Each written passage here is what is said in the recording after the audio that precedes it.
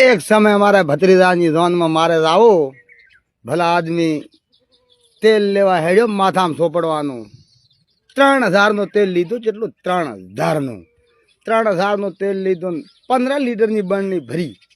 15 લીટરની આવી બરણી ભરતે હું તો હાથે હાથે સોપડવા મળ્યો તેલ સવારનો સોપડવા મળ્યો બેન 12 વગાડ્યા 12 વાગી માર તો પાર ના આવ્યો હોજના 18 વગાડ્યા અરે 18 શું